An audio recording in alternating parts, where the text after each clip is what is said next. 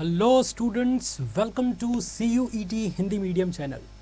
आज इस वीडियो के माध्यम से क्लास 12th फिजिक्स का सबसे पहला चैप्टर वैद्युत आवेश, वैद्युत क्षेत्र और वैद्युत द्विध्रुव के बारे में पूरा वन शॉट करने वाले हैं। यानी सिर्फ एक वीडियो के जरिए आपका ये पूरा चैप्टर अच्छे से कवर होगा और आप सिर्फ ये सिंगल वीडियो देख के अपने पहले चैप्टर की अच्छी तैयारी कर पाएंगे। सो आइए स्टूडेंट्स, अपनी इस वीडियो की शुरुआत करते हैं। सबसे पहले हम जो चलेंगे वो चलेंगे इस यूनिट पे, जिस यूनिट में ये चैप्टर है।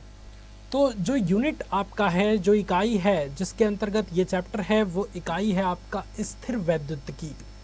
अब सबसे पहले इस टर्म को समझ लेते हैं कि क्या है स्थिर वैद्युतिकी। आप सभी स्टूडेंट जानते हैं कि स्थिर मतलब क्या होता है। भाई स्थिर मतलब तो जानते ही हैं, है कि नहीं? स्थिर मतलब नहीं जानते हैं तो जान लीजिए, स्थिर मतलब होता है विराम। स्थिर मतलब क्या होता है? विराम, यानी कि रुका हुआ। और वैद्युतिकी का मतलब, जब भी वैद्युत की बात हो तो आप अपने दिमाग में ये चीज याद रखे रहिएगा कि वैद्युत की बात हो रही है, इसका मतलब है आवेश। यानी स्थिर वैद्युतिकी यानी विराम अवस्था में उपस्थित आवेश। तो इस पूरे यूनिट के माध्यम से हम जितने भी चैप्टर्स पढ़ेंगे, उन सभी चैप्टर्स में हम विराम अवस्था में उपस्थित आवेश के बारे में समझेंगे, उसके पूरे प्रॉपर्टीज के बारे में, पूरे कॉन्सेप्ट के बारे में इस पूरे यूनिट के जरिए अच्छे से समझने वाले हैं। सो पहला चैप्टर स्टार्ट करें स्टूडेंट। आर यू एक्साइटेड और नॉट? आर यू एक्साइटेड और नॉट? यस और नो कमेंट में लिख के बताइए। चलिए ठीक है, अब हम स्टार्ट करते हैं। तो हमारा इस यूनिट के माध्यम से जो पहला चैप्टर है वो है वैद्युत आवेश, वैद्युत क्षेत्र तथा वैद्युत द्विध्रुव। ये क्या है भाई? ये क्या है? इसके बारे में अगर आप नहीं जानते हैं तो बस इस वीडियो को देखिए, आपको सारा चीज समझ आएगा। तो चलिए भाई, चलते हैं अपने पहले टॉपिक की तरफ। और पहला टॉपिक, जैसा कि आप यहाँ पे देख पा रहे होंगे, पहला टॉपिक क्या है? वैद्युत आवेश क्या है? बताइए, अगर आपको पता है स्टूडेंट्स वैद्युत आवेश क्या है तो कमेंट में लिख के बताइए, वरना इतना ज़्यादा पिटाई होगी कि फिर आप सोच नहीं सकते, क्योंकि ये बहुत ही इंपॉर्टेंट और बहुत ही आसान टॉपिक है। अगर इसको आप नहीं बता पाते हैं तो फिर दिक्कत वाली बात है। मैं उम्मीद करता हूं कि अभी तक आपने बता दिया होगा। देखिए, वैद्युत आवेश एक क्वालिटी है, यानी एक गुण है। किसका? पदार्थ का। यानी वैद्युत आवेश पदार्थ का एक ऐसा गुण है जिस गुण के जरिए वैद्युतमय प्रभाव उत्पन्न होता है। यानी कि कहीं पे अगर विद्युत जैसा प्रभाव आपको दिखाई दे, या मतलब महसूस आप करें कि यहाँ वैद्युत है या यहाँ पे इलेक्ट्रिसिटी जो है वो चल रही है, इसका मतलब वहाँ पे आवेश जरूर होगा, क्योंकि आवेश के चलने से ही वैद्युत और चुंबकीय प्रभाव उत्पन्न होते हैं। तो समझिए कि वैद्युत आवेश पदार्थ का एक ऐसा गुण है, वैद्युत आवेश पदार्थ का एक ऐसा गुण है जिसके कारण वह वैद्युतमय प्रभाव उत्पन्न करता है या उसका अनुभव करता है, वैद्युत आवेश कहलाता है। उम्मीद है आपको समझ आया होगा स्टूडेंट्स। अब ये जो आवेश है ना स्टूडेंट्स, ये क्या है? एक अदिश राशि है। और अदिश राशि आप क्लास 9th 11th इन सभी चीज में पढ़े होंगे। क्या होता है भैया अदिश राशि? बताइए जल्दी। अदिश राशि ऐसी राशियां होती हैं जिनको व्यक्त करने के लिए दिशा की आवश्यकता नहीं होती, सिर्फ परिमाण से काम चल जाएगा। यानी आवेश एक ऐसी राशि है जिसका सिर्फ परिमाण हमें पता हो तो हम इसके बारे में सब कुछ जान सकते हैं। ठीक है, तो आवेश एक अदिश राशि है। 1 नंबर में आपके एग्जाम में ये MCQs में पूछ सकता है, बहुविकल्पीय प्रश्न में। तो इस प्रश्न को जरूर याद रखिए। देखिए, एक एक हेडिंग से प्रश्न बनते हैं स्टूडेंट्स। तो अगर आपका हेडिंग तैयार है, इसका मतलब आपका लगभग छोटे छोटे जितने भी क्वेश्चंस हैं वो सब तैयार होते जा रहा है। तो इसलिए किसी भी टॉपिक्स के सभी लाइन को अच्छे से और ध्यान से पढ़ें। तो भाई, अब आवेश के बारे में हमने जान लिया। आवेश से और आपको इंट्रोड्यूस करा देते हैं। आवेश, आवेश का आज आपका दोस्त बनाएंगे, है ना? अगर आप किसी को ढूंढ रहे हैं दोस्त बनाने के लिए, तो वो आवेश से आपकी दोस्ती आज कराएंगे, ताकि आप और आवेश के बीच दोस्ती हो सके और इलेक्ट्रिसिटी चैप्टर से फिर डर ना रहे, क्योंकि ये एक ऐसा दोस्त है जो आपको इलेक्ट्रिसिटी समझने में बहुत मदद करेगा। ठीक है भाई। आवेश को हम Q से प्रदर्शित करते हैं। आवेश को हम किस चीज से प्रदर्शित करते हैं? Q से प्रदर्शित करते हैं। और इसका मात्रक जो होता है स्टूडेंट्स, इसका मात्रक जो होता है आवेश का, वो होता है आपका कूलाम। इसको याद रखिएगा स्टूडेंट्स, क्योंकि एक एक नंबर में ये चीज़ें पूछा जाता है, तो वो क्वेश्चन आपसे गलत ना हो, इसलिए इन सभी पॉइंट्स को आपको याद रखना होगा। इसको एग्जाम्पल से समझिए। जैसे आपका नाम है, आपका कहीं ना कहीं पता होगा कि भाई मेरा नाम रोशन पांडे है और मैं वहाँ पे रहता हूँ, ठीक है। उसी तरीके से आवेश के बारे में मैं परिचय आपसे करा रहा हूं कि आवेश पदार्थ का एक ऐसा गुण है जो वैद्युतमय प्रभाव उत्पन्न करता है। आवेश को हम Q से प्रदर्शित करते हैं और इस आवेश का मात्रक कूलाम होता है। Is it clear students? क्या ये चीज आपको समझ आ रही है? अगर आ रही है तो लाइक करते हुए चलेंगे। ठीक है भाई, इतनी बातें आपको समझ आ गई।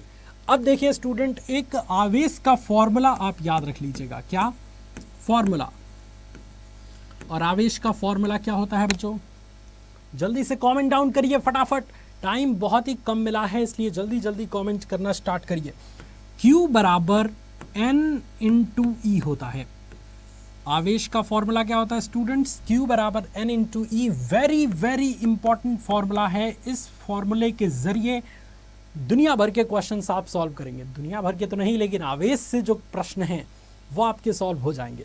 ठीक है, अब आपके दिमाग में ये क्वेश्चन क्रिएट हो रहा होगा कि साहब ये Q बराबर N इंटू ई आपने लिखा है, तो हम तो नए नए स्टूडेंट हैं, तो हमें कैसे पता है कि ये Q क्या है, ये N क्या है, ये E क्या है? तो आइए इंट्रोड्यूस कराते हैं।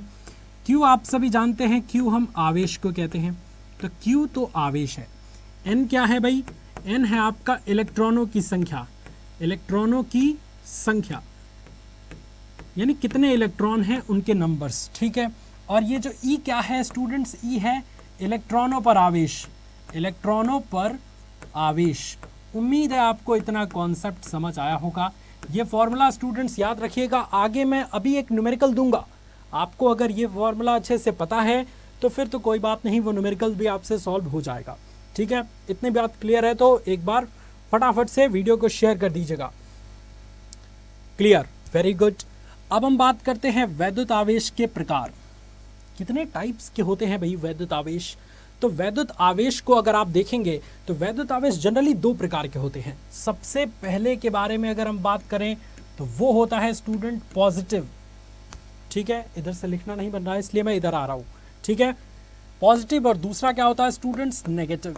यानी कि अगर मैं हिंदी में आपसे बात करूं तो पॉजिटिव आवेश को हम कहते हैं धन आवेश और नेगेटिव आवेश को हम कहते हैं ऋण आवेश। ठीक है, धन आवेश का एक एग्जाम्पल क्या होगा दोस्त?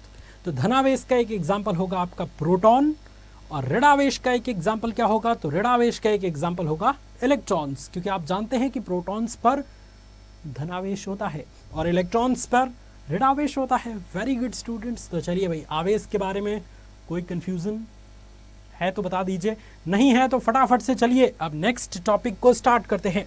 और ये जो फॉर्मूला मैंने लिखवाया है इससे रिलेटेड एक क्वेश्चन मैं दे दूंगा आपको, करिए सॉल्व। आपके स्क्रीन पे क्वेश्चन है स्टूडेंट्स और मैं उम्मीद करता हूं कि आप इसे जल्द से जल्द सॉल्व करेंगे और सबसे पहले आपका ही आंसर आएगा। सॉल्व करिए। क्वेश्चन क्या कह रहा है भाई? क्वेश्चन ये कह रहा है कि 8 कूलाम ऋणावेश में उपस्थित इलेक्ट्रॉनों की संख्या कितनी होगी? सिंपल क्वेश्चन है बच्चों, करिए सॉल्व। कैसे होगा सॉल्व?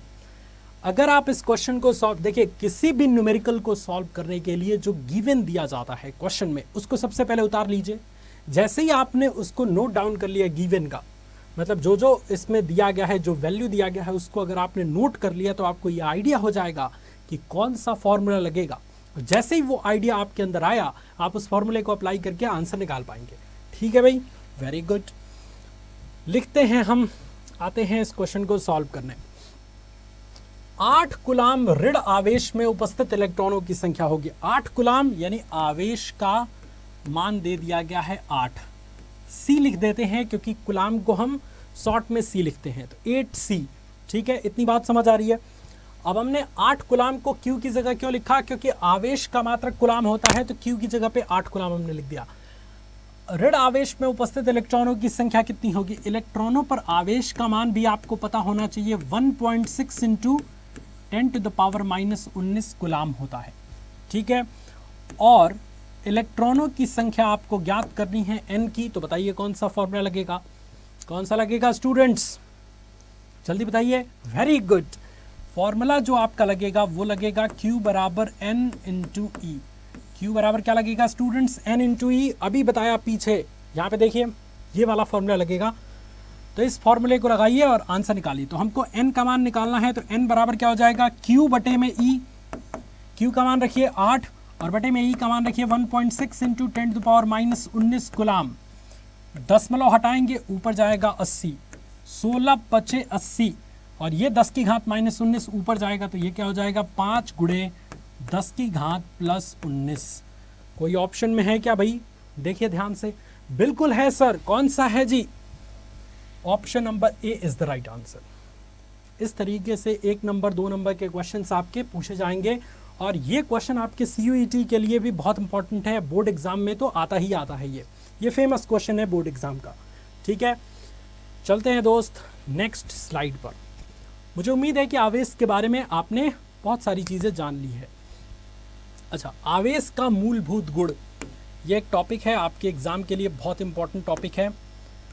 आवेश के मूलभूत गुण क्या है? आवेश के बहुत सारे गुण होते हैं स्टूडेंट्स, है ना। जैसे आपके बहुत सारे गुण हैं, आप में से बहुत सारे स्टूडेंट्स के गुण ये होंगे कि आप सुबह 4 बजे उठते होंगे, है ना, या मन लगा के पढ़ाई करते होंगे, या फिर रोज स्कूल जाते होंगे। ये आपकी क्वालिटी है। इसी तरीके से आवेश के अंदर भी बहुत सारी क्वालिटीज़ है ना। तभी तो मैंने आपसे उनकी दोस्ती करवाई है आवेश की। तो जो सबसे पहला मूलभूत गुण है वो ये है कि आवेश का संरक्षण। आवेश का संरक्षण क्या है, इसको अच्छे से समझ लीजिए।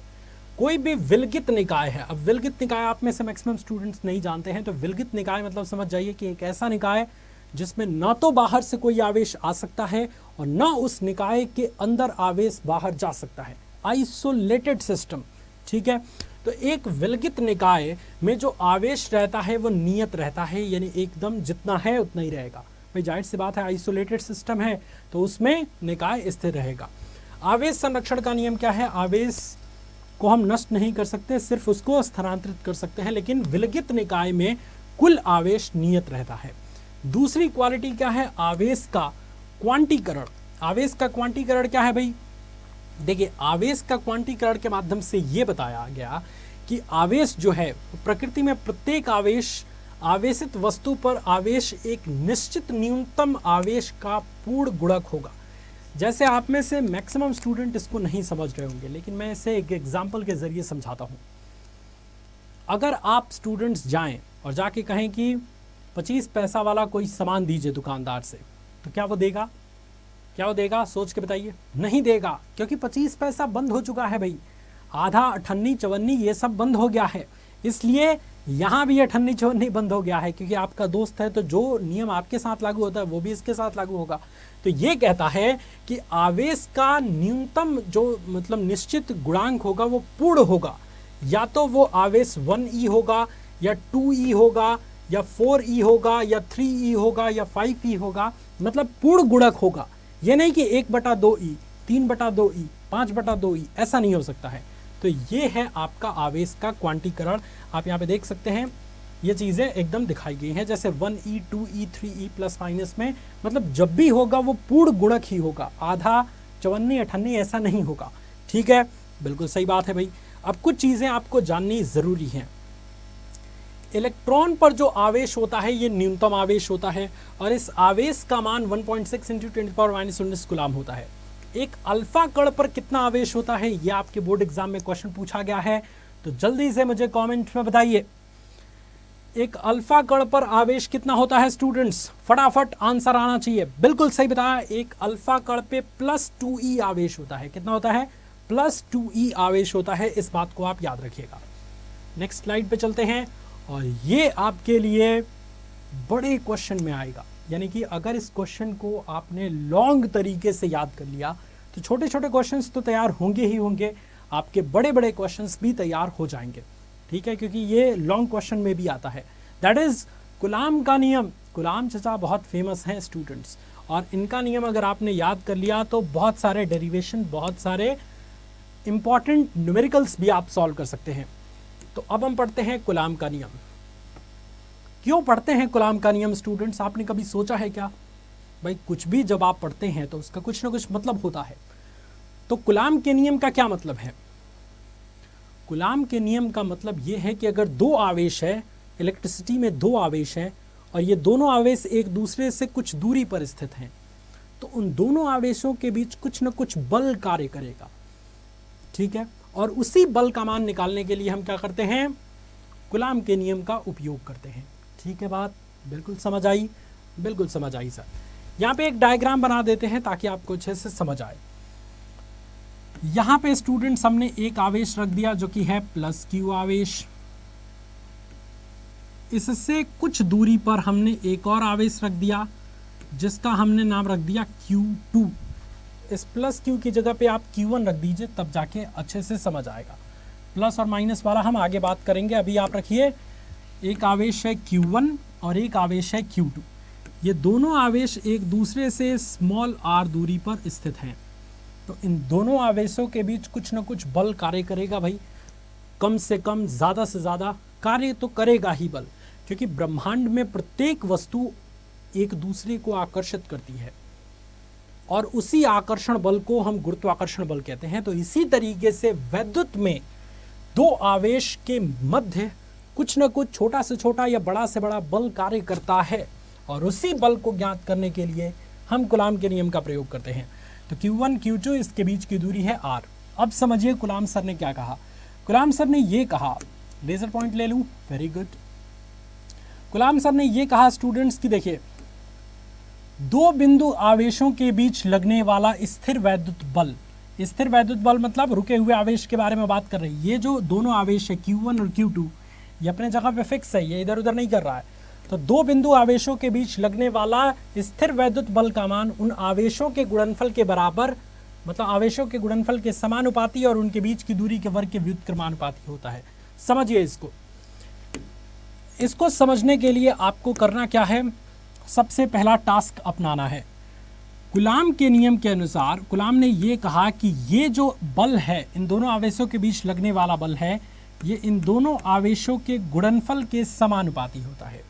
यानी कि ये दोनों आवेश को अगर आप गुणा करेंगे तो अगर इसकी वैल्यू ज़्यादा होगी, बढ़ेगी, तो उन पे लगने वाले बलों का मान भी बढ़ेगा। अगर इन दोनों आवेशों का गुणनफल कम है तो उस पर बल भी कम लगेगा। समानुपाती का मतलब क्लियर हुआ, वेरी गुड स्टूडेंट्स। अब चलिए भाई, इसको आप मान लीजिए समीकरण नंबर 1। अब कूलाम ने यह कहा कि इन दोनों आवेशों के गुणनफल के समानुपाती तो होता ही है, लेकिन इन दोनों आवेशों के बीच की दूरी के वर्ग के व्युत्क्रमानुपाती होता है। इसका मतलब F is universally proportional to r²। अब इसको समझिए स्टूडेंट जरा अच्छे तरीके से। अभी हो सकता है कि आपको समझ ना आए कि इसका मतलब क्या है।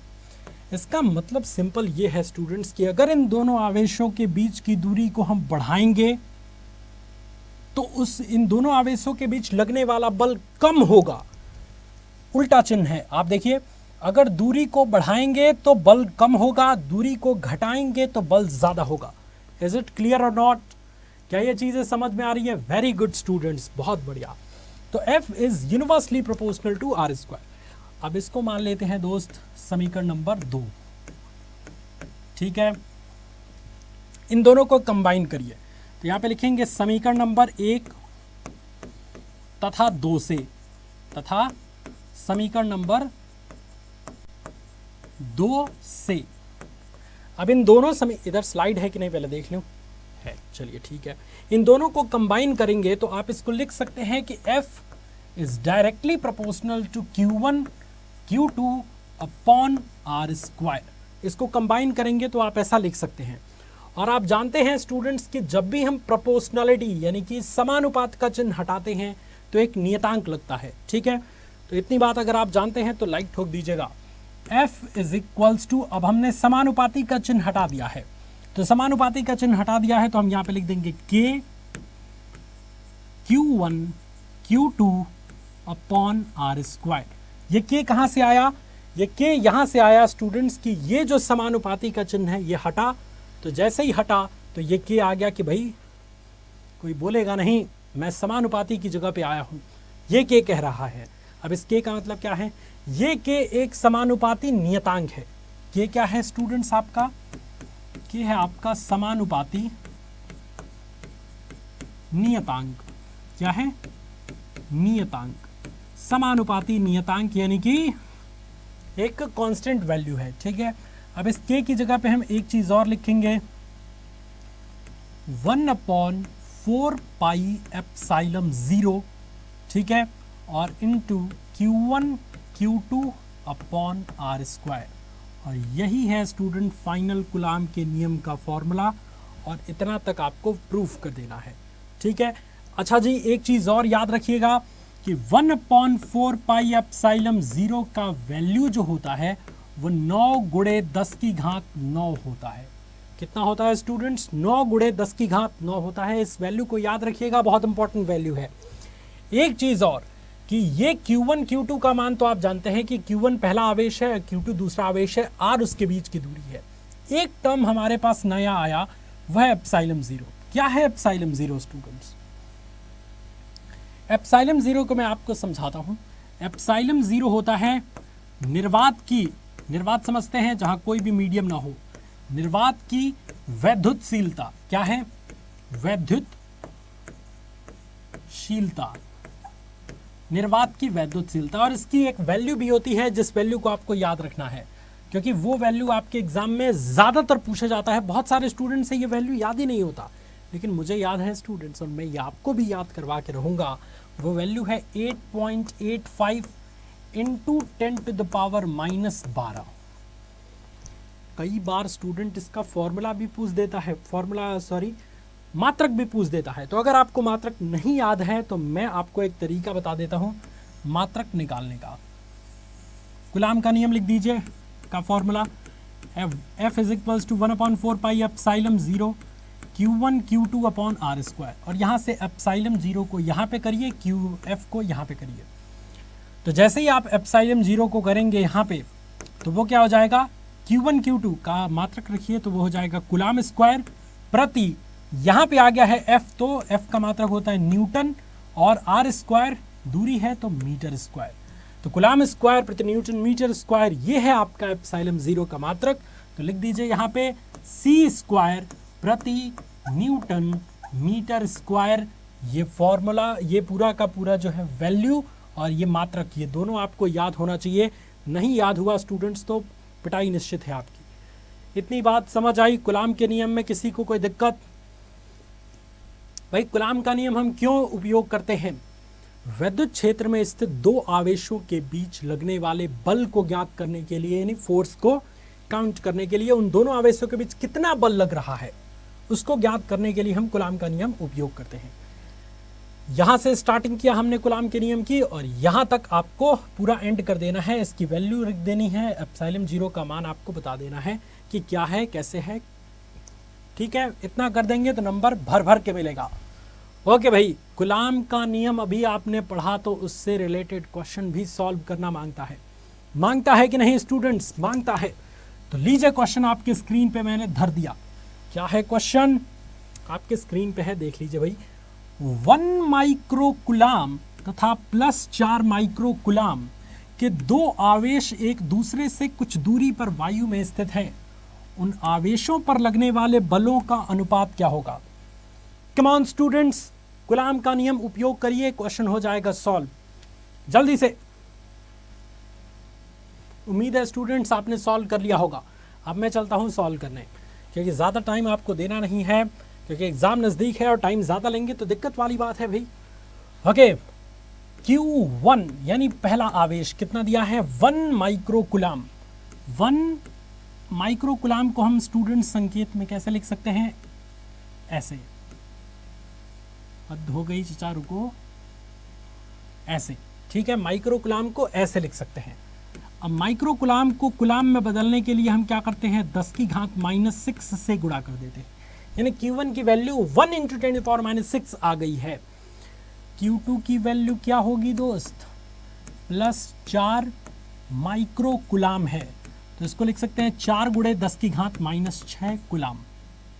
कोई दिक्कत नहीं होनी चाहिए। Q1 Q2 का मान पता हो गया है।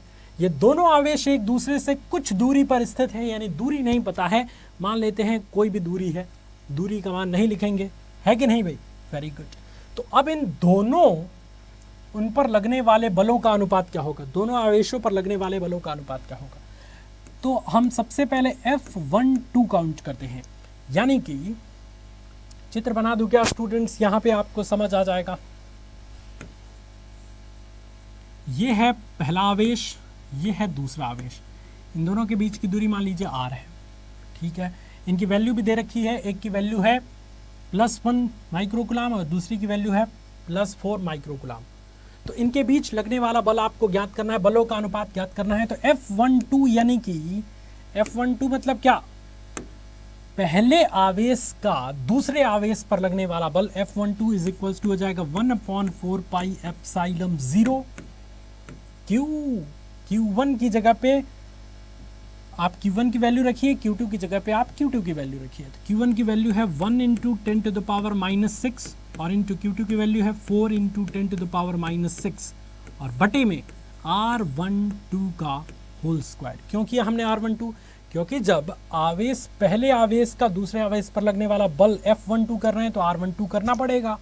ठीक है भाई, समीकरण नंबर 1 मान लीजिए दोस्त, F21 दूसरे आवेश का पहले आवेश पर लगने वाला बल, तो 1/4 पाई एप्सिलॉन 0 इंटू Q1 की जगह पे फिर वही 1 × 10⁻⁻6, Q2 की जगह पे 4 × 10⁻⁻6 और बटे में R21 का होल स्क्वायर, समीकरण नंबर 2।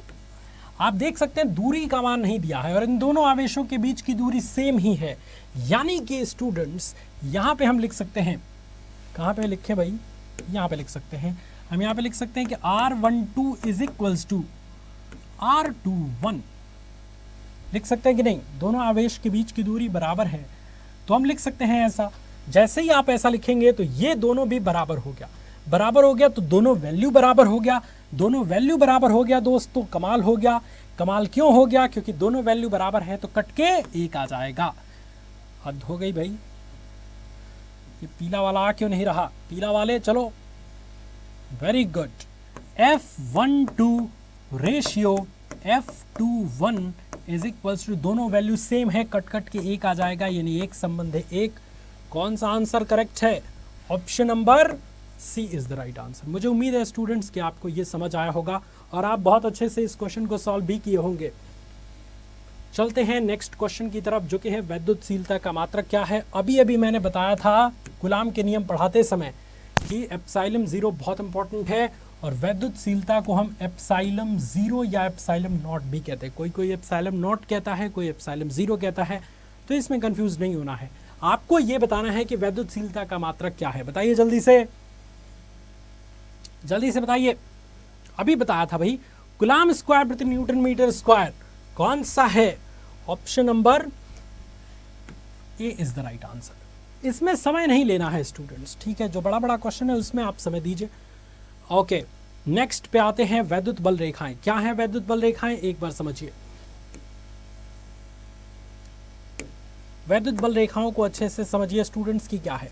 देखिए, वैद्युत बल रेखाएं वैद्युत क्षेत्र में खींची गई एक ऐसी काल्पनिक चिकनी वक्र हैं जिसके किसी बिंदु पर खींची गई स्पर्श रेखा उस बिंदु पर वैद्युत क्षेत्र की दिशा को प्रदर्शित करती है, अर्थात उस बिंदु पर रखे धनावेश पर लगने वाले बल की दिशा को प्रदर्शित करती है। इसका मतलब वैद्युत क्षेत्र, वैद्युत बल रेखाओं को क्या देख सकते हैं आप स्टूडेंट्स? नहीं देख सकते, क्योंकि वो एक काल्पनिक रेखा है और काल्पनिक रेखा को कोई भी देख नहीं सकता। काल्पनिक रेखा मतलब इमेजिनरी लाइन, उसको देख नहीं सकते, हम कल्पना कर सकते हैं भाई कि हाँ ऐसा हो सकता है, ठीक है। ओके, वैद्युत बल रेखाएं जो है वो अनंत से होकर और ऋण आवेश पर समाप्त हो जाती हैं और धनावेश से निकलकर ऋण आवेश की ओर जाती हैं। यानी कि अगर हम इससे में पूछे कि कौन सा धनावेश का है कौन सा ऋण आवेश का है, तो ये है स्टूडेंट आपका धनावेश का वैद्युत बल रेखा का चिन्ह, क्योंकि ये धनावेश से निकलकर अनंत की तरफ जा रही है और अनंत से जो आके ऋण आवेश पर समाप्त हो जाती है उसको हम कहते हैं, यहाँ पे आपको ऋण आवेश का जो है वो वैद्युत बल रेखाएं दिख रही हैं, ठीक है दोस्त, वेरी गुड। वैद्युत क्षेत्र, इलेक्ट्रिक फील्ड, मोस्ट इंपॉर्टेंट और मोस्ट इंपॉर्टेंट कॉन्सेप्ट, ठीक है।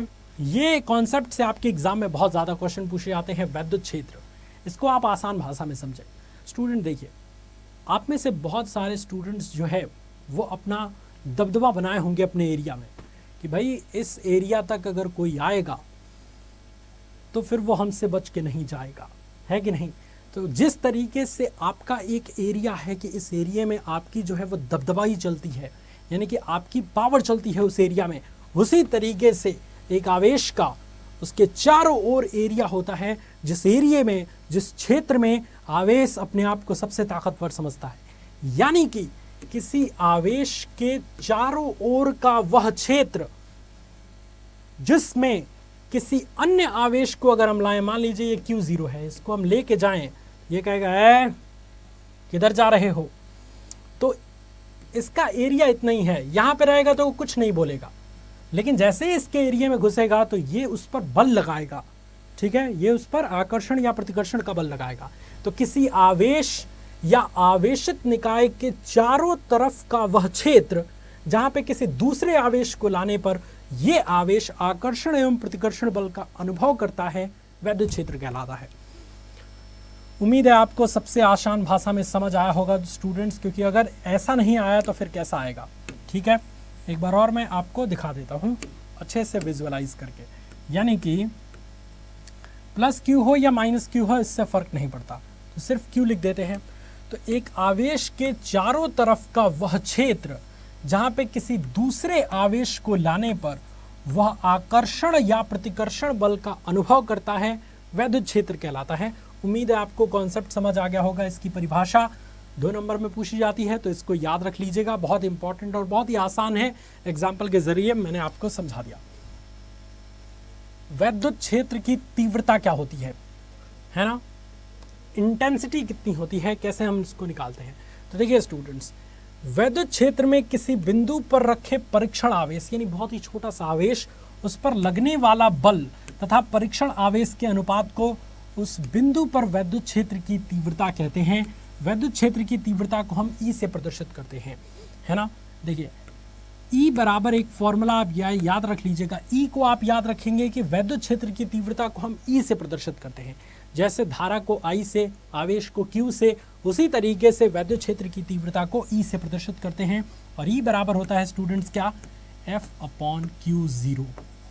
ये Q0 क्या है भाई, Q0 है आपका परीक्षण आवेश, परीक्षण आवेश यानी टेस्टिंग चार्ज।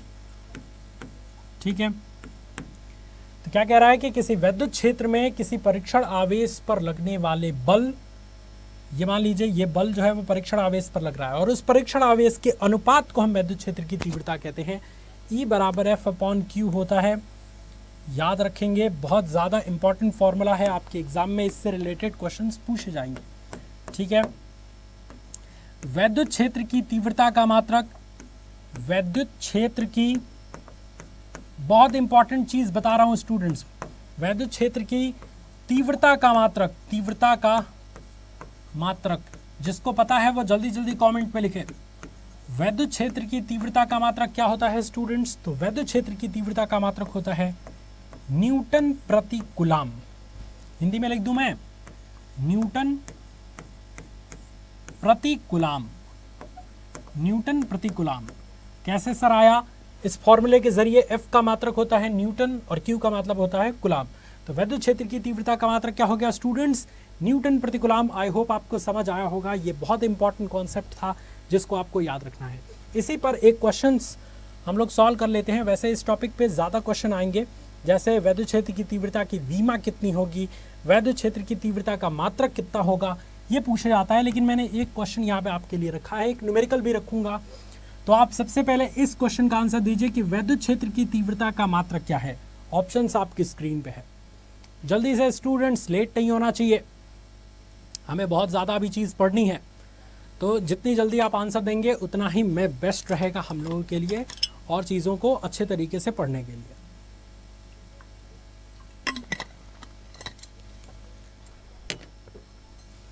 उम्मीद है स्टूडेंट्स कि आपका आंसर आ चुका होगा। वैद्युत क्षेत्र की तीव्रता जैसा कि मैंने आपको बताया, E बराबर F/Q होता है। ठीक है, F/Q0 या Q लिख सकते हैं आप। तो F का मात्रक न्यूटन और Q का मात्रक कूलाम, न्यूटन प्रति coulomb. Option number C is the right answer. ठीक है, इतनी बात समझ आई, वेरी गुड स्टूडेंट्स। आगे चलते हैं, एक आपका जो है वो न्यूमेरिकल इसी पर आधारित, वैद्युत क्षेत्र की तीव्रता पर आधारित न्यूमेरिकल उसी फॉर्मूला पे आधारित है। थोड़ा सा दिमाग लगाएंगे, सॉल्व हो जाएगा। क्वेश्चन ये कह रहा है कि 5 × 10⁻⁸ कूलाम बिंदु आवेश से कितनी दूरी पर, दूरी निकालना है दोस्त, कितनी दूरी पर वैद्युत क्षेत्र की तीव्रता 450 वोल्ट मीटर होगी। एक चीज मैं और बताना आपको भूल गया स्टूडेंट्स कि ये जो वैद्युत क्षेत्र की तीव्रता है इसका एक और मात्रक होता है, और इसका एक और मात्रक क्या होता है, कलर नहीं दिखेगा तो इसलिए मैं दूसरे कलर से लिख देता हूँ। इसका एक और मात्रक है वोल्ट प्रति मीटर। क्या मात्रक है भाई, वोल्ट प्रति मीटर। ठीक है, तो इसको भी याद रख लीजिएगा, ये भी क्वेश्चन कई बार ऑप्शंस में दे देता है। तो यहाँ पे दे रहा है कि, कहाँ गया भाई, यहाँ पे ये दे रहा है कि 5 × 10⁸ गुलाम बिंदु आवेश से कितनी दूरी पर विद्युत क्षेत्र की तीव्रता 450 वोल्ट प्रति मीटर होगी, ये आपको बताना है। जो जो चीज दिया गया है स्टूडेंट उसको रख दीजिए, आंसर निकल के आ जाएगा। आइए सॉल्व करते हैं। Q की वैल्यू दी गई है स्टूडेंट्स क्वेश्चन में 5 × 10⁻⁸। क्लियर है इतनी बात, ठीक है। और आपकी E की वैल्यू दे दी गई है 450 वोल्ट प्रति मीटर, ठीक है। आपको क्या निकालना है, दूरी का मात्रक निकालना है। तो अभी हम एक कॉन्सेप्ट पढ़ेंगे स्टूडेंट्स कि एक बिंदु आवेश से स्मॉल r दूरी पर विद्युत क्षेत्र की तीव्रता कितनी होती है। हालांकि इस स्लाइड को मुझे पीछे करना चाहिए था बट आ गया, तो कोई बात नहीं, सॉल्व कर लेते हैं। एक बिंदु आवेश के कारण, एक आवेश के कारण किसी बिंदु पर विद्युत क्षेत्र की तीव्रता कितनी होती है, 1/4πε0 Q/r²। ये फॉर्मूला लगेगा, आप आंसर रख दीजिए, निकल के आ जाएगा दूरी। ठीक है, तो E की जगह पे हम रखेंगे 450 बराबर 1/4πε0 की जगह पे 9 × 10⁹ रख देंगे, क्योंकि इसकी वैल्यू 9 × 10⁹ होती है। मैंने आपको बताया था कूलाम का नियम पढ़ाते समय। ठीक है बच्चों, वेरी गुड। और इनटू Q की वैल्यू दी गई है क्या, बिल्कुल दी गई है 5 × 10⁻⁻8, 5 × 10⁻⁻8 और बटे में r² है तो r² रख दीजिए। अब r² को इधर करेंगे आप तो क्या हो जाएगा, हमें दूरी तो निकालनी है स्टूडेंट्स, कितनी दूरी पर, वेरी गुड, कितनी दूरी पर, हाँ दूरी का माने निकालना है। तो आप यहाँ पे निकाल सकते हैं कि 9 × 10⁻9 और गुणे 5 × 10⁻⁻8 और बटे में 450। क्या हो गया भाई, हाँ 9 × 5 = 45, 0 50 बार में हो गया। 5 से इसको काटेंगे तो 10 बार में गया। ठीक है, काट दिया ना, हाँ काट दिया। तो 10⁸8 और 10⁻9, तो 10⁻1 बचा, 10 से 10 कट गया तो r² बराबर 1 मीटर। तो r बराबर 1 मीटर, r² बराबर 1 मीटर, तो r बराबर कितना, 1 metre. Option number A is the right answer. इस तरीके से आप इसका आंसर निकाल सकते हैं, कोई भी दिक्कत नहीं होगा, आसानी से आप इस क्वेश्चन को सॉल्व कर सकते हैं। न्यूमेरिकल तो और भी बढ़िया से। नेक्स्ट है आपका बहुत ही इंपॉर्टेंट कॉन्सेप्ट जो कि है बिंदु आवेश के कारण विद्युत क्षेत्र की तीव्रता। एक्चुअली इस स्लाइड के बाद हमें उस न्यूमेरिकल को रखना चाहिए था, बट कोई नहीं, दे रहा है दुरुस्त है। पहले हम इस चीज़ को अच्छे से समझ लेते हैं कि क्या है, क्योंकि न्यूमेरिकल आपने समझ लिया है तो फिर तो इसमें कोई दिक्कत नहीं होने वाली। मान लेते हैं स्टूडेंट्स, मान लेते हैं कि यहाँ पे एक बिंदु रखा गया है। कलर मैं चेंज कर लेता हूँ ताकि आपको अच्छे से दिखे। मान लेते हैं कि इस पॉइंट को नाम दे दिया गया Q और इस बिंदु आवेश से स्मॉल r दूरी पर, इस बिंदु आवेश से स्मॉल r दूरी पर एक पॉइंट है P और इसी पॉइंट पर इस बिंदु आवेश के कारण विद्युत क्षेत्र की तीव्रता E का मान हमें निकालना है। E का मान हमें फाइंड आउट करना है इस बिंदु पर। ठीक है, कैसे करेंगे बच्चे? सबसे पहले आप जानते हैं कि कूलाम का नियम क्या होता है। इसमें कूलाम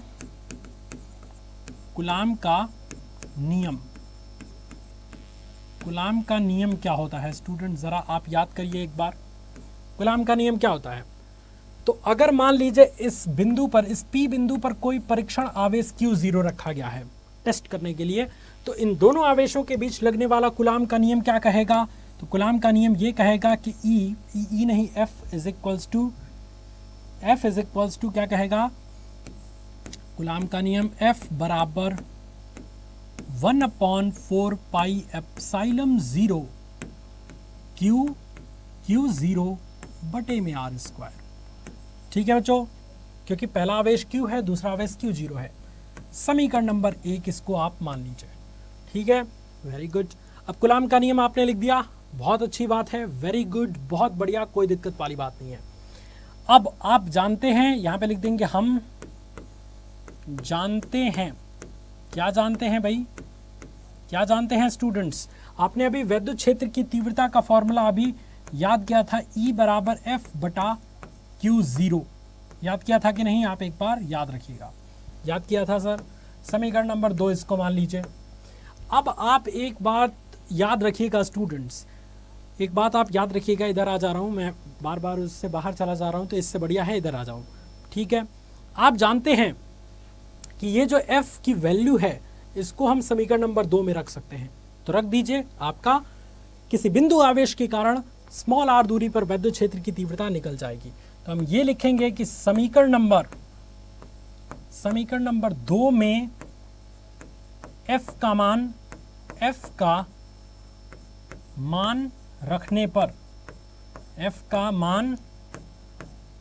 रखने पर रखिए जल्दी से। कैसे रखेंगे? F का मान रखिए, तो यहां से हम लिख देते हैं। यहां पे देखिए स्टूडेंट्स, E बराबर F का मान रखिए। एक मिनट, ठीक है, E का मान रखिए स्टूडेंट्स, F का मान रखिए। यहाँ पे क्या हो जाएगा? E बराबर हो जाएगा, F की जगह पर रखेंगे 1/4 पाई एप्सिलॉन 0 Q0 बटे में R स्क्वायर, और बटे में R स्क्वायर पहले से है तो इसको लिख देंगे ये वाला Q0, सॉरी Q0 है तो यहाँ पे हम Q0 भी लिख देंगे। मिट जा भाई, मिट जा, वेरी गुड। तो अब हम Q0 यहाँ पे लिख देंगे, तो Q0 लिख देंगे, तो इस Q0 से ये Q0 कट गया, तो आपका फाइनलाइज्ड आंसर क्या आ गया? E बराबर आ गया 1/4 पाई एप्सिलॉन 0 Q बटे में R स्क्वायर। ये जो फॉर्मूला है इसको आप बहुत अच्छे से तैयार कर जाइए, क्योंकि ये वो फॉर्मूला है जो किसी आवेश से स्मॉल r दूरी पर स्थित किसी बिंदु पर विद्युत क्षेत्र की तीव्रता का फॉर्मूला है। तो कोई पूछे अगर आपसे कि किसी आवेश से स्मॉल r दूरी पर स्थित कोई बिंदु P है तो इस पर विद्युत क्षेत्र की तीव्रता का फॉर्मूला क्या होता है, तो आप बताएंगे E बराबर 1/4 पाई एप्सिलॉन 0 Q बटा R स्क्वायर। उम्मीद है स्टूडेंट आपको समझ आया होगा। इतने में कोई डाउट तो आप मुझसे पूछ सकते हैं, कोई डाउट नहीं है तो एकदम क्लास में बने रहिए, चीज़ें बिल्कुल बेहतरीन तरीके से आपको समझ आएंगी। ओके भाई, वो तो पहले ही स्लाइड में हो गया तो ठीक है, कोई बात नहीं। अब बात आती है द्विध्रुव की, यानी डाइपोल की। इस डाइपोल, ये डाइपोल वाला टॉपिक बहुत इंटरेस्टिंग है स्टूडेंट्स, क्योंकि इसमें इतने बड़े बड़े डेरिवेशन हैं जिसको आप अगर समझ लिए तो आपको प्रैक्टिस करने में बड़ा मजा आएगा स्टूडेंट्स। ठीक है, और मैं आज आपको समझा के ये चीज़ रहूँगा। आप देखिए स्टूडेंट, डाइपोल क्या है? दो आवेश अगर हों, मान लीजिए एक आवेश है यहाँ पे +Q और एक आवेश है यहाँ पे -Q, और ये दोनों आवेश एक दूसरे से स्मॉल r दूरी पर स्थित हों, तो ये जो निकाय कहलाता है, ये जो सिस्टम कहलाता है पूरा, वो कहलाता है डाइपोल। मतलब अगर दो आवेश एक दूसरे से स्मॉल r दूरी पर स्थित हो तो ये पूरा निकाय क्या कहलाता है? इलेक्ट्रिक डाइपोल, यानी कि विद्युत द्विध्रुव। जैसे HCl को आप जानते हैं, एक H+ होता है, Cl- होता है, तो ये क्या है? एक इलेक्ट्रिक डाइपोल है पानी में। ठीक है, तो इसी तरीके से आप जो है वो विद्युत में आवेशों का डाइपोल बना सकते हैं। डाइपोल मतलब दो ध्रुव, एक पॉजिटिव एक नेगेटिव, आप यहाँ पे देख सकते हैं। ठीक है, वेरी गुड।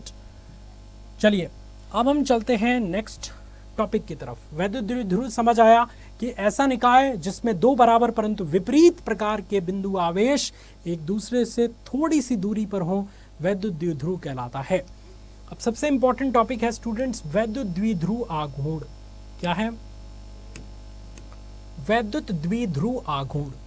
अब आघूर्ण क्या है भाई? विद्युत द्विध्रुव आघूर्ण को सबसे पहले आप ये समझिए कि P से दर्शाते हैं। विद्युत द्विध्रुव आघूर्ण को हम किस चीज से दर्शाते हैं स्टूडेंट्स? P से दर्शाते हैं। विद्युत द्विध्रुव आघूर्ण को हम P से प्रदर्शित करते हैं। ठीक है भाई, अब हम इसके बारे में पूरी चीजें जानते हैं। क्या है विद्युत द्विध्रुव आघूर्ण? इधर का मिट गया क्या? कैसे मिटा भाई? मान लीजिए यहाँ पे एक प्लस क्यू आवेश हमने रखा था, इस पे माइनस क्यू आवेश हमने रखा था, और इसके बीच की दूरी हमने रखा था कितनी, स्मॉल आर। ठीक है, तो ये डायपोल बना दिया। इसी तरीके से एक नीचे हम डायपोल बनाते हैं ताकि हम वैद्युत द्विध्रुव आघूर्ण निकालें। ये आर की जगह पे कहीं कहीं डी होता है, कहीं 2L होता है, तो आप इसमें कंफ्यूज नहीं होंगे। ठीक है, तो आर की जगह पे आप कुछ भी लिख सकते हैं। यहाँ पे हम 2L ही लिख देते हैं ताकि आपको अच्छे से समझ आ जाए, क्योंकि बहुत जगह 2L होता है, तो इसलिए आप कंफ्यूज ना हो। ठीक है, 2L मतलब दोनों आवेशों के बीच की कम से कम दूरी। ठीक है, ठीक है भाई। अब हम समझते हैं वैद्युत द्विध्रुव आघूर्ण। Are you ready students? क्या आप तैयार हैं वैद्युत द्विध्रुव आघूर्ण के लिए? यस और नो? यस और नो स्टूडेंट, जल्दी बताइए। वेरी गुड, चलते हैं वैद्युत द्विध्रुव आघूर्ण की तरफ।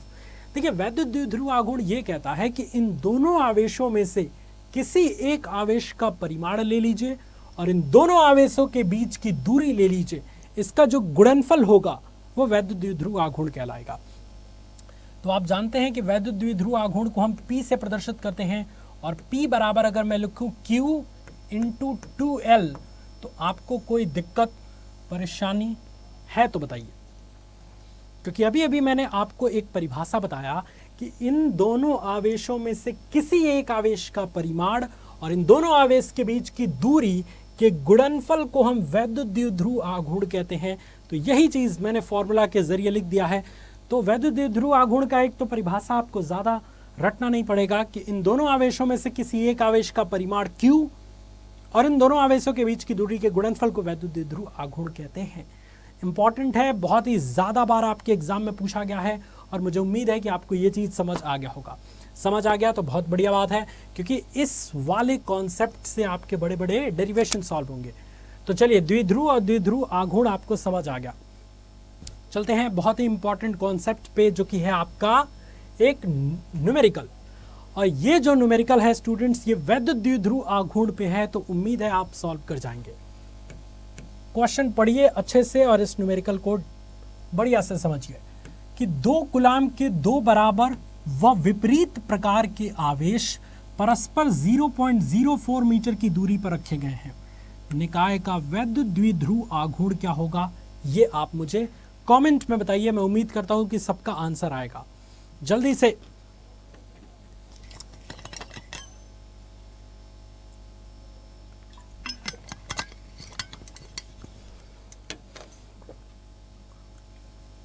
उम्मीद है स्टूडेंट्स कि अभी तक आपका आंसर आ चुका होगा। अब हम चलते हैं इस क्वेश्चन को सॉल्व करने। क्वेश्चन को सॉल्व करने के लिए सबसे पहले देखिए, किसी भी न्यूमेरिकल को सॉल्व करने के लिए आपको उसकी वैल्यू को बस नोट डाउन कर देनी है, फिर आपके दिमाग में अपने आप चल जाएगा कि भाई यही फॉर्मूला लगेगा। तो चलिए भाई चलते हैं। ठीक है, 2 कूलाम के 2 बराबर आवेश, यानी Q का मान दे दिया गया है स्टूडेंट्स कितना, 2 कूलाम। किसी को दिक्कत नहीं होनी चाहिए। और वे एक दूसरे से 0.04 मीटर की दूरी पर हैं। तो अगर दोनों आवेशों के बीच की दूरी आपने 2L लिया है तो 2L बराबर 0.04 लिखेंगे। अगर आपने दोनों आवेशों के बीच की दूरी D लिया है तो D बराबर हम ले लिखेंगे। तो हमने लिखा 2L बराबर 0.04। और वैद्युत द्विध्रुव आघूर्ण आप सभी जानते हैं कि क्या होता है। वैद्युत द्विध्रुव आघूर्ण होता है P बराबर Q इंटू 2L।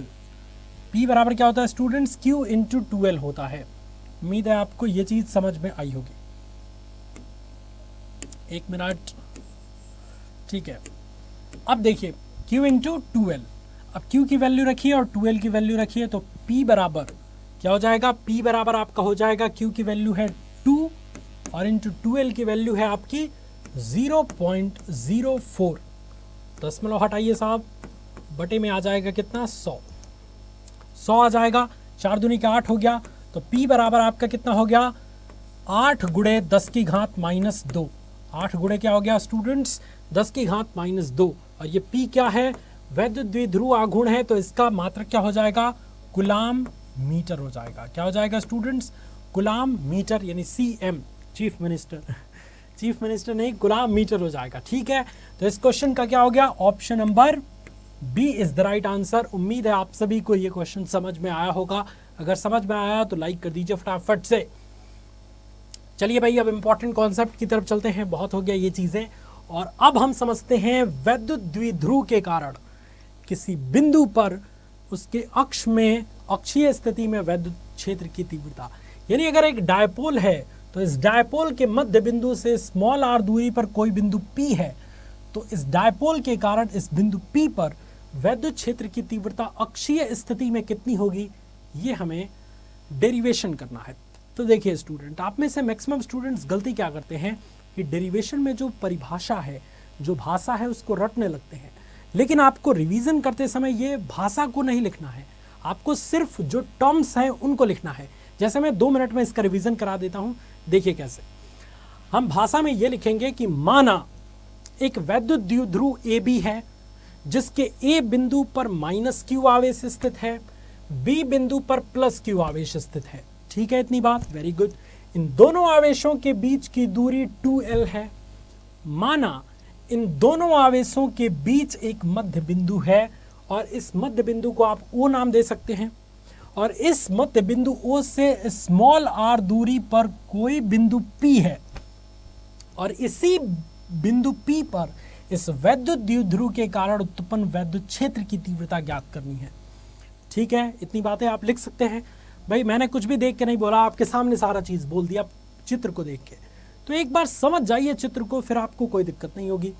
अब चलिए भाई, अब वैद्युत क्षेत्र की तीव्रता वाला आप कॉन्सेप्ट लगाइए। 2 मिनट में आपका ये डेरिवेशन हो जाएगा स्टूडेंट्स। कम ऑन, चलते हैं।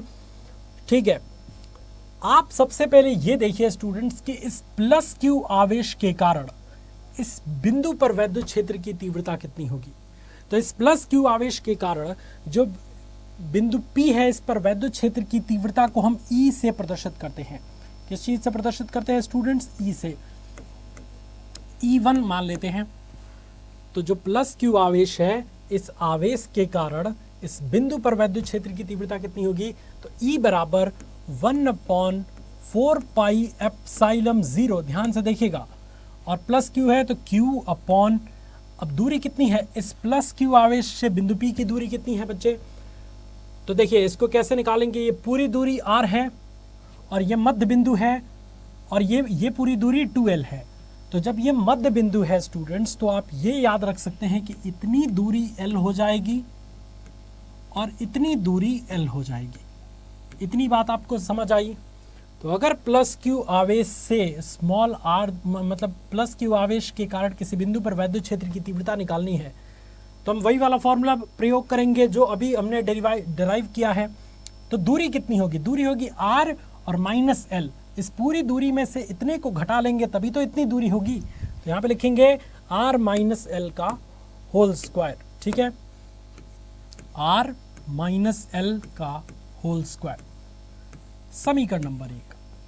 भाषा अपने मन में ही दोहराते रहिए, क्योंकि रिवीजन करेंगे तो भाषा लिखेंगे तो बहुत टाइम लगेगा, इसलिए भाषा मन में ही दोहराइए और सीधे कॉन्सेप्ट को लिखिए। ठीक है भाई, तो E बराबर 1/4 पाई एप्सिलॉन 0 q बटा r - L का होल स्क्वायर। समीकरण नंबर 1।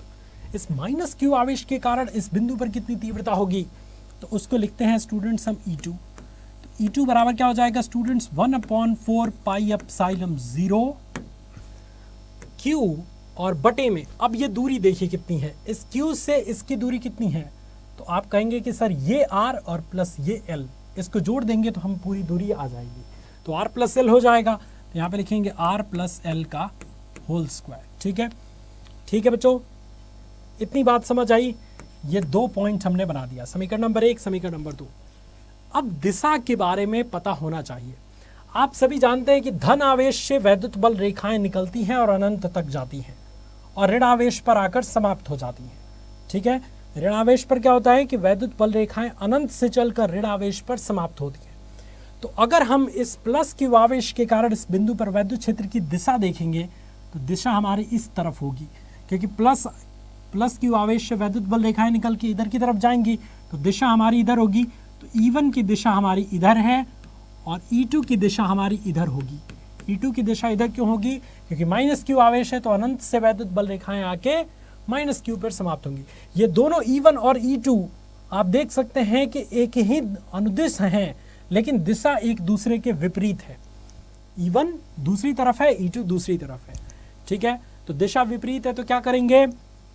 इनका परिणामी निकालते हैं। तो परिणामी निकालने के लिए क्या करेंगे, E बराबर E1 माइनस E2 कर देंगे, क्योंकि दिशा विपरीत है भाई, तो E1 माइनस E2 करेंगे। अब E बराबर E1 की वैल्यू रख दीजिए स्टूडेंट्स, 1/4 पाई एप्सिलॉन 0 Q बटा R माइनस L का होल स्क्वायर, और माइनस 1/4 पाई एप्सिलॉन 0 Q बटा R प्लस L का होल स्क्वायर। समझ आया इतनी बात? इतनी बात समझ आ गई तो बहुत अच्छी बात है। Q बटा 4 पाई एप्सिलॉन 0 कॉमन ले लीजिए, तो यहाँ पे लिखेंगे Q बटा 4 पाई एप्सिलॉन 0। आप यहाँ पे K भी लिख सकते हैं परावैद्युतांक, लेकिन आप नहीं लिखेंगे तो कोई दिक्कत नहीं है ऐसा। तो Q बटा 4 पाई एप्सिलॉन 0 अगर आपने कॉमन ले लिया तो यहाँ पे हो गया 1/R माइनस L का होल स्क्वायर, ठीक है, और माइनस 1/R प्लस L का होल स्क्वायर, ब्रैकेट बंद। इसको सॉल्व करेंगे तो क्या होगा, इसको सॉल्व करेंगे स्टूडेंट्स तो हो जाएगा आपका कितना, E बराबर Q बटा 4 पाई एप्सिलॉन 0, और यहाँ पे हो जाएगा, सॉल्व करिए इसको सॉल्व करेंगे स्टूडेंट्स तो आपका हो जाएगा कितना, 4RL ऊपर और नीचे R square minus L square का होल स्क्वायर। कैलकुलेशन बहुत ही अच्छा है तो आपको याद रखना है, 4RL ऊपर हो गया और नीचे में R square minus L square का होल स्क्वायर। ठीक है बच्चों, इतनी बातें समझ आई? वेरी गुड, समझ आई। अब आप थोड़ा सा इसको मॉडिफाई कर सकते हैं। मॉडिफाई क्या करेंगे भाई, मॉडिफाई आप ये कर सकते हैं स्टूडेंट्स कि इस R को ऐसे ही निकाल दीजिए बाहर, 2R को बाहर निकाल दीजिए और Q इंटू 2L को एक जगह कर दीजिए। तो ये देखिए 2R और बटे में 4 पाई एप्सिलॉन 0 और इंटू 2L और इंटू Q। इस Q को हमने यहाँ पे ला दिया और इसको एक 2 दे दिया तो 2L, और 2R को हमने बाहर निकाल दिया। ठीक है बच्चों, इतनी बातें समझ आई? बटे में R square minus L square का होल स्क्वायर। ये Q इंटू 2L क्या है स्टूडेंट, वैद्युत द्विध्रुव आघूर्ण P। Q इंटू 2L क्या है, वैद्युत द्विध्रुव आघूर्ण P। तो इसकी जगह पे बचवा हम P लिख सकते हैं, तो P लिखेंगे तो क्या हो जाएगा, E इज इक्वल्स टू हो जाएगा 1/4 पाई एप्सिलॉन 0 और इंटू इसकी जगह पे P लिख देंगे इंटू 2R और बटे में R square minus L square का होल स्क्वायर। एक चीज़ें स्टूडेंट आपको याद रखनी है, इस चित्र में ज़रा देखिए कि इस R की तुलना में इस L का मान कितना है, बहुत छोटा है। इस R की तुलना में इस L का मान कितना है, बहुत छोटा है। तो हम क्या लिखेंगे स्टूडेंट्स, हम यहाँ पे लिखेंगे कि चूंकि R square is less then L square, इसलिए R स्क्वायर को L स्क्वायर की तुलना, मतलब L square is less then R square, इसलिए हम क्या करेंगे, L स्क्वायर को छोड़ देंगे नगण्य मान के। आइए हम यहाँ पे लिख देते हैं, ठीक है, हम यहाँ पे लिखेंगे L स्क्वायर का मान R स्क्वायर की तुलना में बहुत ज़्यादा छोटा है, तो इसलिए L स्क्वायर को हम छोड़ देंगे, कहेंगे जाओ जी लो अपनी ज़िंदगी। ठीक है, तो अब हम यहाँ पे क्या करेंगे, E बराबर क्या हो जाएगा, 1/4 पाई एप्सिलॉन 0 और इंटू P, ये 2 इस P की जगह पे आ जाएगा तो 2P और इंटू R, और बटे में इस L स्क्वायर को छोड़ देंगे तो R स्क्वायर का whole square, R to the power 4, एक R से एक R कट गया, तो फाइनलाइज्ड आंसर क्या आ गया, E बराबर 1/4 पाई एप्सिलॉन 0 और 2P अपॉन R क्यूब। क्या हो जाएगा, 2P अपॉन R क्यूब। और ये है क्या, ये है स्टूडेंट अक्षीय स्थिति में विद्युत क्षेत्र की तीव्रता का फॉर्मूला। इसको हमने डिराइव कर दिया, कोई भी भाषा नहीं लिखा है। क्यों नहीं लिखा है, क्योंकि रिवीजन वन शॉट में भाषा की क्या जरूरत है। भाषा तो आप चित्र देख के बना सकते हैं कि माना एक वैद्युत द्विध्रुव जिसके बिंदु A पर माइनस Q आवेश है, बिंदु B पर प्लस Q आवेश है, इस द्विध्रुव का मध्य बिंदु O है, इस O बिंदु से स्मॉल r दूरी पर कोई बिंदु P है, इसी बिंदु पर द्विध्रुव के दोनों आवेशों के कारण उत्पन्न वैद्युत क्षेत्र की तीव्रता का मान निकालना है।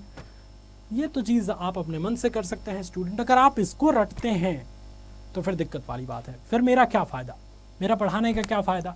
तो इसलिए आप चित्र को समझिए, समझ जाएंगे तो आपको रटने की ज़रूरत नहीं पड़ेगी, सिर्फ इस कॉन्सेप्ट को याद रखने की ज़रूरत पड़ेगी ताकि दनादन सॉल्यूशन करें और फटाफट इस क्वेश्चन को सॉल्व कर जाएं। ठीक है भाई, अब चलें क्या निरक्षीय स्थिति की तरफ। बहुत सारे बच्चे इस क्वेश्चन में घबराते हैं, लेकिन स्टूडेंट्स अगर आप इसको समय देंगे, मुझे समय देंगे, तो ये भी आपका कॉन्सेप्ट क्लियर हो जाएगा 100% गारंटी के साथ। ठीक है, पानी पी लूँ थोड़ा सा, ठीक है पी लेता हूँ। उसके बाद से हम फिर डबल एनर्जी के जरिए इस निरक्षीय स्थिति को सॉल्व करेंगे। थोड़ा सा पानी फ्यूल का काम करी और हमने स्टार्ट कर दिया निरक्षीय स्थिति। क्या है निरक्षीय स्थिति? देखिए स्टूडेंट्स, वैद्युत द्विध्रुव के मध्य बिंदु से जो वैद्युत द्विध्रुव के लंबवत रेखा जाती है, तो इस रेखा को हम कहते हैं निरक्षीय रेखा। ये जो रेखा आप देख सकते हैं, इसी रेखा को हम कहते हैं क्या? निरक्षीय रेखा। वैद्युत द्विध्रुव के अक्ष के लंबवत जाने वाली रेखा को हम क्या कहते हैं स्टूडेंट्स? निरक्षीय रेखा कहते हैं। और अक्षीय स्थिति में तो इसी अक्ष से कुछ दूरी पर जो है वो हमें वैद्युत क्षेत्र की तीव्रता निकालनी थी, लेकिन निरक्षीय स्थिति में इस अक्ष के लंबवत यहाँ पे एक बिंदु P है और इसी P बिंदु पर वैद्युत क्षेत्र की तीव्रता हमें निकालनी है। तो इसीलिए हम इसको कहते हैं निरक्षीय स्थिति में वैद्युत क्षेत्र की तीव्रता, क्योंकि इस अक्ष के लंबवत अक्ष पर वो पॉइंट है जहाँ पे वैद्युत क्षेत्र की तीव्रता निकालनी है। ठीक है बच्चा, वेरी गुड। समझते हैं इस पूरे फॉर्मूला को और याद रखिए स्टूडेंट, अगर ये पूरा चित्र आपने समझ लिया तो रटने की जरूरत ही नहीं है। समझिए एक बार ध्यान से, ये एक वैद्युत द्विध्रुव है AB। ये क्या है स्टूडेंट्स? ये एक वैद्युत द्विध्रुव है AB, आप यहाँ पे देख सकते हैं, जिसमें B पर -q आवेश है और A पर +q आवेश है। कोई दिक्कत नहीं होनी चाहिए। ठीक है, ये है आवेश, ये वैद्युत द्विध्रुव है AB जिसके B बिंदु पर -q आवेश, A बिंदु पर +q आवेश है। ठीक है, दूरी हम इसके बीच की 2l मानते हैं, तो इसको l और इसको भी l मान लेते हैं। ठीक है, इतनी बात क्लियर है। इस बिंदु O से स्मॉल r दूरी पर एक बिंदु मान लेते हैं, यहाँ पे P है, और इसी P बिंदु पर इसके कारण उत्पन्न वैद्युत क्षेत्र की तीव्रता निकालनी है। ठीक है स्टूडेंट्स, तो अगर आप ध्यान से देखेंगे तो हमें इस त्रिभुज में, यहाँ पे एक त्रिभुज बन रहा है ऐसे और यहाँ पे एक त्रिभुज बन रहा है ऐसे, जिसमें हमें ये लंबवत रेखा का मान r है और इस समांतर रेखा का मान OB का मान l है। तो हम इसको, इस पूरे हाइपोटेनस को यानी पूरे कर्ण को निकाल सकते हैं पाइथागोरस थ्योरम से, r² + l² का अंडर-रूट। इतनी बात क्लियर है बच्चे? क्लियर है तो बताइए। इसकी जगह पे भी हम लिखेंगे r² + l² अंडर-रूट में, क्योंकि ये कर्ण है हमारा। ठीक है, इतनी बात समझ आ गई। अब देखिए, इस -q आवेश के कारण इस बिंदु पर वैद्युत क्षेत्र की तीव्रता कितनी होगी, तो वो तो अभी हम निकालेंगे, लेकिन इसकी दिशा कितनी कैसी होगी? तो -q आवेश है ना, तो अनंत से वैद्युत बल रेखाएं -q पर आती हैं, तो इसलिए इसकी दिशा ऐसे होगी स्टूडेंट्स, ऐसे मतलब नीचे की तरफ। आप देख सकते हैं E2 यहाँ पे प्रदर्शित किया गया है। और इस +q आवेश के कारण इस बिंदु पर वैद्युत क्षेत्र की दिशा कैसे होगी? यस, इसको मिटा दे। Yes, very good. अच्छा, +q आवेश के कारण इस बिंदु पर वैद्युत क्षेत्र की दिशा कैसे होगी? तो ये +q है ना, तो +q आवेश से वैद्युत बल रेखाएं अनंत की तरफ जाती हैं, तो इसलिए इसकी दिशा ऐसे होगी। और ये अक्ष है स्टूडेंट्स, और किसी अक्ष से अगर कोई कोण पर कोई भी चीज़ रहता है तो वो उसको दो घटकों में हम वियोजित कर सकते हैं, एक तो लंबवत घटक और एक समांतर घटक। ठीक है, तो अगर E को हम दो घटकों में वियोजित करें तो इसका लंबवत घटक क्या होगा? E1 sin थीटा, और अगर इसका हम समांतर घटक वियोजित करें तो E2 cos थीटा, क्योंकि जो समांतर घटक होता है स्टूडेंट्स वो हमारा क्या होता है? समांतर घटक cos थीटा होता है और लंबवत घटक sin थीटा होता है। ठीक है, यहाँ पे थीटा अगर हम ले लें तो आप आसानी से कर सकते हैं।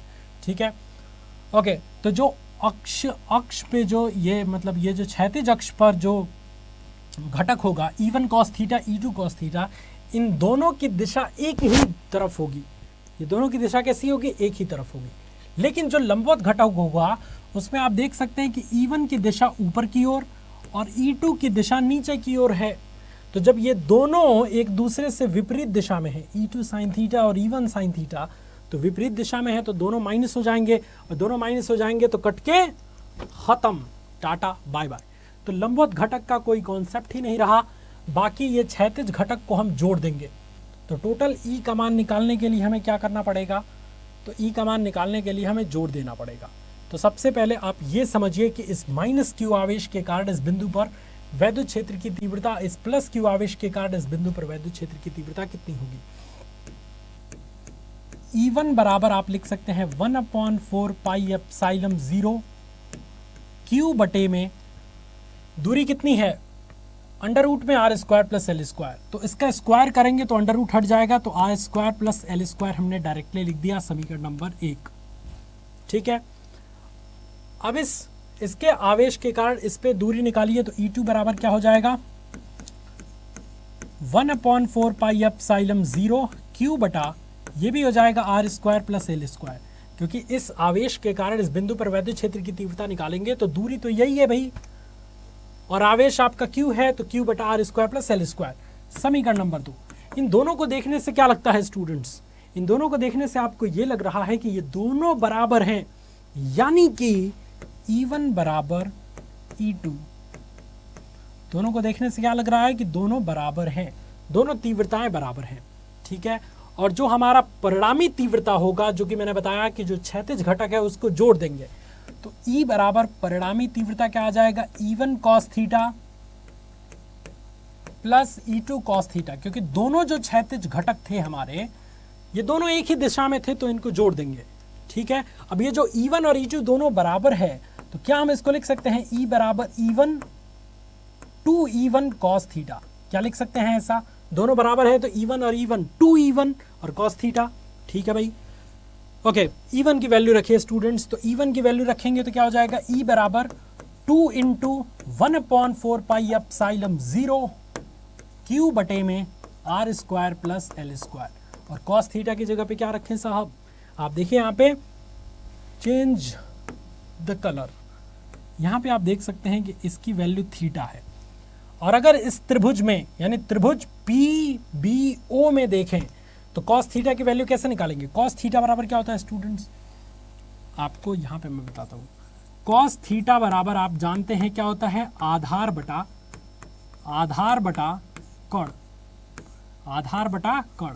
cos थीटा बराबर क्या होता है स्टूडेंट, आधार बटा कण। आधार का मान कितना है दोस्त L, कण का मान R square plus L square. तो यहाँ पे हो जाएगा, एक मिनट, हाँ यहाँ पे क्या हो जाएगा स्टूडेंट्स L और बटे में R square plus L square.